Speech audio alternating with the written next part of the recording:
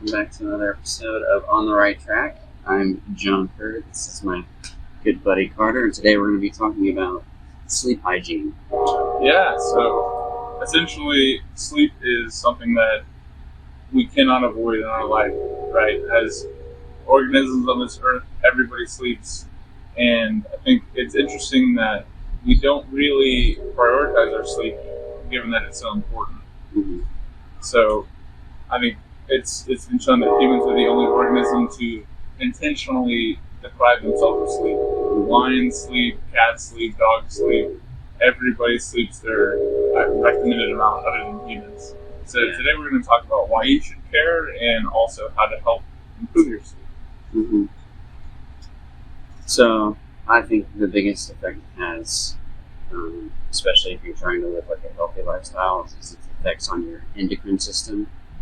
So, like, with adequate amounts of sleep, you get larger amounts of releases, or larger releases in growth hormone, and that's like huge for not only muscle growth but like tissue repair. So, if you are doing like strenuous activity or anything like that, you need the growth hormone in order to repair your damaged tissues. Next thing would be cortisol. So if you're not getting enough sleep, your autonomic nervous system spikes your cortisol levels, which... what is cortisol?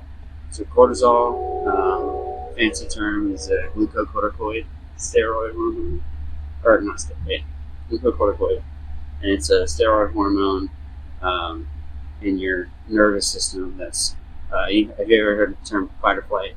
Yeah. So it is your fight or flight hormone. Okay. So whenever you're put in stressful situations, or in this instance, if you don't sleep enough, mm-hmm. your cortisol levels are spiked, and then it has like a cascade effect on like almost every organ in the body. Right, and that's because it helps mobilize glucose, right? Mm-hmm. So it's kind of like when your body releases cortisol, you're releasing more energy, so you're tapping into all of the stores of your body, and it is helpful because it makes you feel more alert, but the chronic effects of that can lead to, I guess, chronic diseases Mm-hmm. over time. Yeah. It's a catabolic hormone too. So like,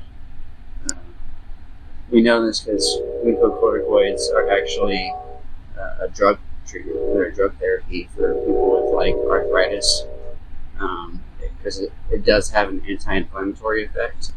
But what we find with those patients is they end up losing a bunch of weight. They can get other conditions like osteoporosis, muscle wasting. What does catabolic mean? So catabolic means basically, in layman's terms, breaking down. And then the antithesis would be anabolic, which Mm-hmm. means building, which would be growth hormone. Right. So not only are you not building, but you're also Destroying your tissue. breaking down even more. And that's why I think sleep is so impressive, is because you're The next maximizing station is the Richland building Hill. hormones or the anabolic hormones, that being growth hormone, and you're minimizing the catabolic hormones, that being cortisol, or the hormones that break down your tissue.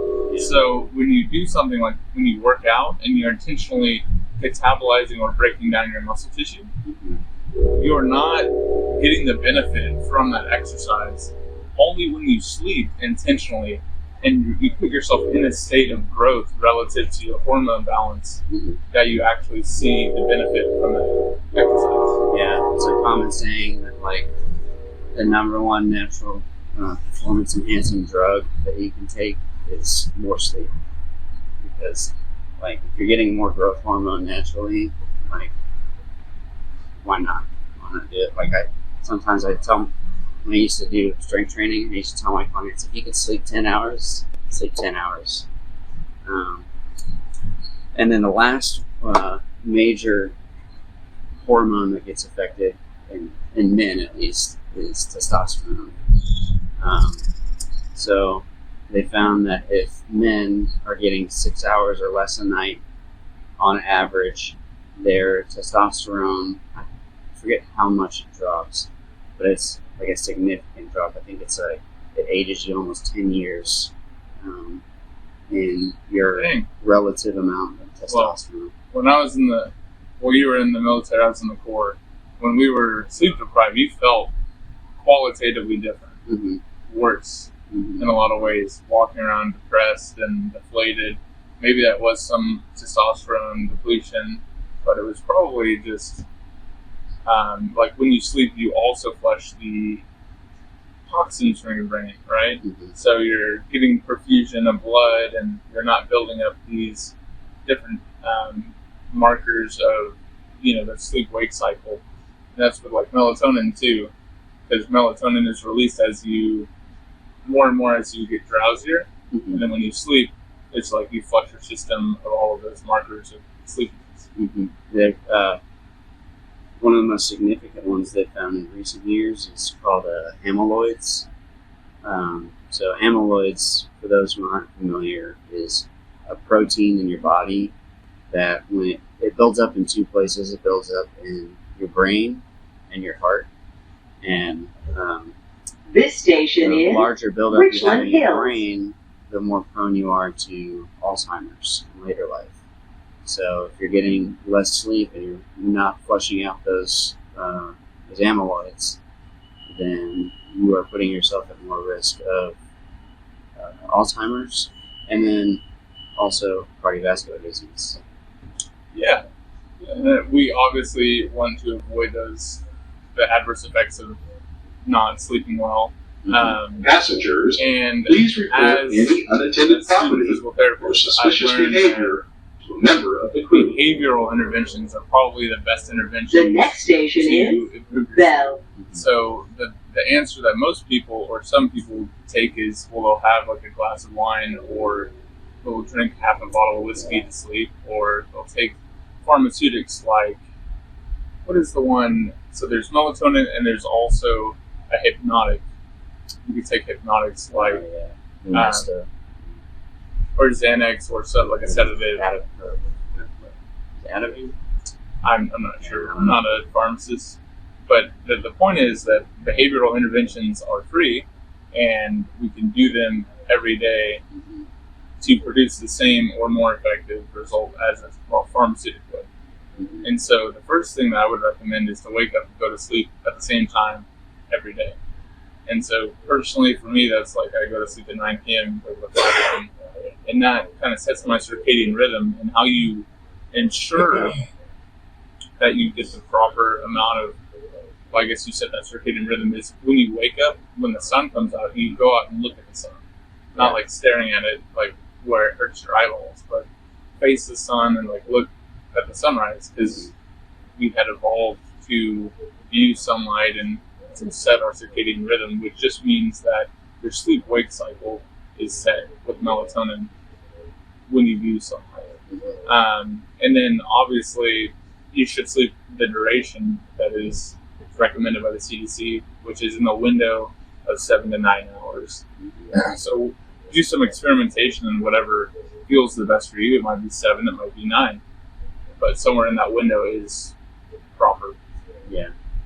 It's funny you brought up the CDC, because I was just thinking about the World Health Organization, and they have now made it like a statistic or whatever that if you work a nighttime job and your circadian rhythm is off, it is now considered a carcinogenic factor. For sure. So, like, if you work a nighttime job, you are now more likely to have cancer later.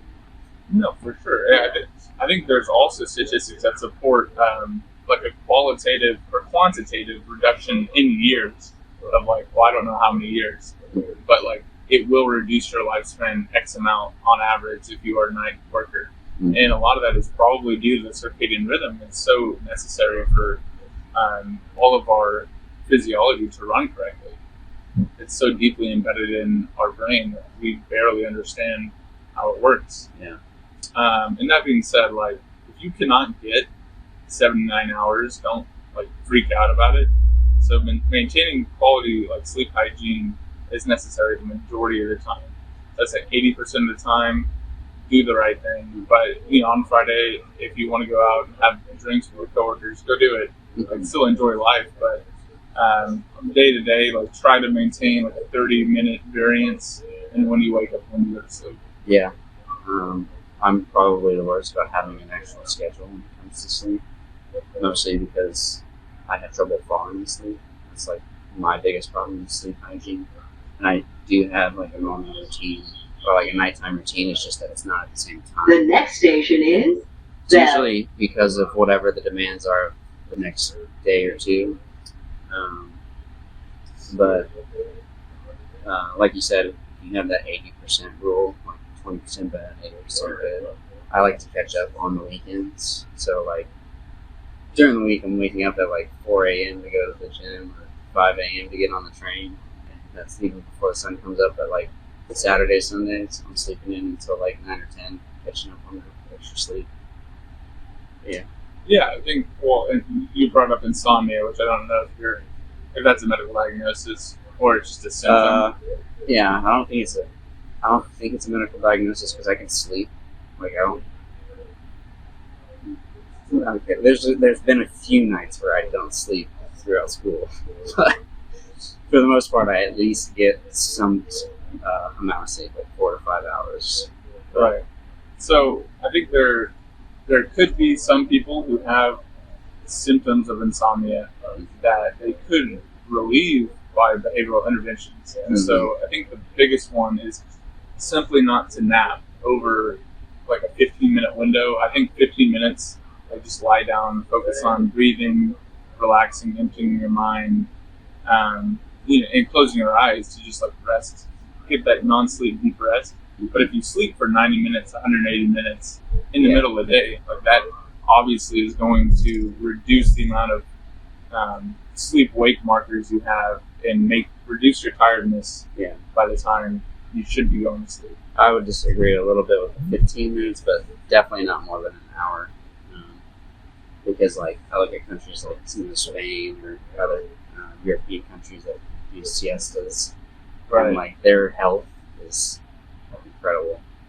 Well, I'm not tearing down siestas. I'm just saying personally, I think 15 minutes is the maximum benefit for me. Yeah. But you can sleep 30 minutes. Yeah, and I think and be fine. My biggest factor I think would be caffeine use. So like, if you have excessive caffeine use, like we all do it. But as if you have excessive caffeine use, your sleep is not only going to be deprived, but the quality of your sleep is going to be reduced. And so I was just about to bring up stimulants. So caffeine is a stimulant, and it's not the only stimulant that you can consume. So if you're a smoker and you intake nicotine, or you're a drug user and you do meth or some other stimulant or cocaine, they're all the same. They have the same effect on your physiology. We were talking about cortisol. It stimulates your sympathetic nervous system, your autonomic nervous system, which is basically just like your fight or flight system.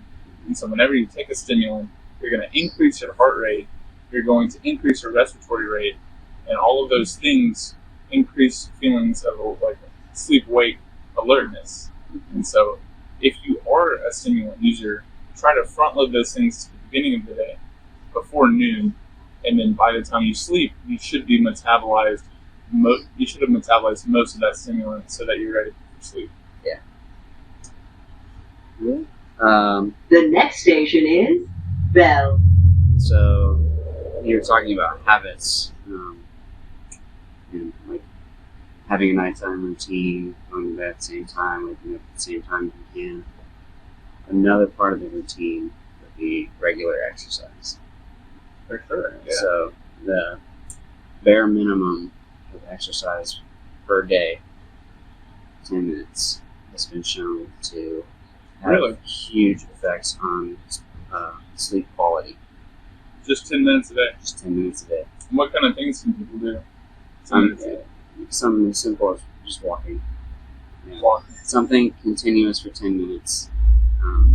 That's sustained, that'll get your heart rate up just a little bit. It's been shown to have like profound effects on sleep quality, not necessarily sleep quantity. Interesting. Yeah, I think exercise is, well, I mean, we're biased as physical therapy students. Like, we believe in mobility and movement, but I didn't realize it was just 10 minutes a day can yield an improved quality of sleep. Mm-hmm. I was going to say to also help your sleep is to reduce light exposure late at night. And so in the morning, you want more cortisol, you want to be more awake and alert, you want to look at the sun. But closer to when you're sleeping, darkness signals to your brain to release melatonin and other markers of, well, let's get to bed, because that's how your circadian rhythm is regulated, is with light. So closer when you sleep, you want to turn off bright overhead lights and turn on like smaller lamps, and This close the station windows and Bell. just get ready for bed. In that way, it's reducing light exposure late at night. Yeah, and then you talked about turning down the lights in your room. Brings up like your actual sleep environment. So like you want to sleep in like a cooler environment, because that down regulates your metabolism. It starts putting you into a more Hibernating bear. Yeah. So you have the fight or flight system. I could call it the rest and digest system. So whenever you lower your body temperature, you get The next station rest is and digest. Centerport DFW Yeah, I Airport. think higher temperatures are associated with worse sleep, and like I guess if you can have a thermostat, which most people probably do if you're listening to this, is like set it between 60 and 70 degrees Fahrenheit. So depending on your geography, it might be harder or easier for some people, but that's the bandwidth that's been shown to be helpful for sleep. So, major takeaways: Yeah. work out every day, Always. but don't overdo it. Just 10 minutes a day, like just get up and move for 10 minutes at the bare minimum. I only work out like 4 or 5 days a week. Avoid caffeine. That's going to be my big thing. This weekend, I think I want to do a cleanse, just There you because go. I had a little extra this week.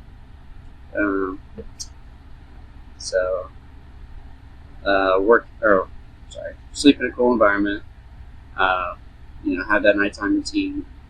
And then, you said, make sure you use sunlight when you first wake. I wake up at 4, so that's not possible. But So if you cannot view the real sun, turn on bright overhead lights as soon as you wake up, because you want to set your circadian rhythm when you wake up. specifically, if you can, blue lights. Yeah, bright Because, blue lights. I know it's pretty popular right now to not have blue light exposure, but they say that because of its effects on wakefulness. So it's kind of the opposite in the morning. The opposite's true. Yeah, and I think what a high solar angle is associated with more blue light, and a low solar angle is associated with warmer tones like orange. Mm-hmm. So if you can also match that with the lights you use in your home, that might be helpful. Yeah. All right. Well, thanks for joining us on the right track, and hope you all enjoyed it. Peace.